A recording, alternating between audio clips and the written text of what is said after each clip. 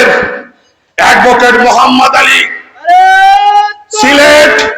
সিলেট ৪ জৈন্তপুর আসন থেকে আগামী নির্বাচনে খেজুর গাছ মার্কা নিয়ে লড়বেন। আমি আপনাদেরকে জিজ্ঞেস করতে চাই, দুনিয়াদারিতেও অগ্রগামী, দিনী জজবায়ও অগ্রগামী, এরকম বিশ্বস্ত, এরকম আমানতদার, এরকম পরীক্ষিত বন্ধুকে জনপ্রতিনিধি বানাবার জন্য আপনারা আপনাদের সাধ্যের সবটুকু নিংড়ে দেওয়ার জন্য কারা কারা প্রস্তুত আছেন?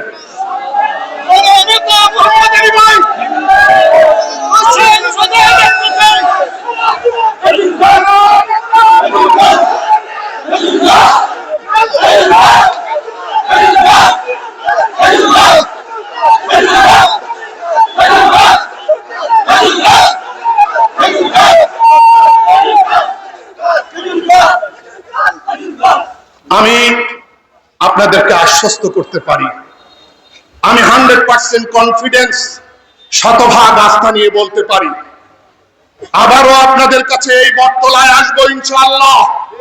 যদি নির্বাচিত করেন আর কমিটমেন্ট ভঙ্গ হয় আবারও আসবো। আমরা আসবো না এমন কথা বলছি না, আসবো।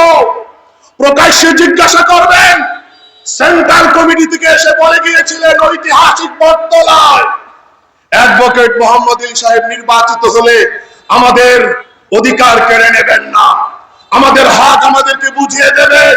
আপনার ওয়াদা মিথ্যা ছিল, এই কথা আমাদেরকে প্রকাশ্যে জিজ্ঞাসা করার সুযোগ পাবেন। সুতরাং অ্যাডভোকেট মোহাম্মদ আলী সাহেবের জন্য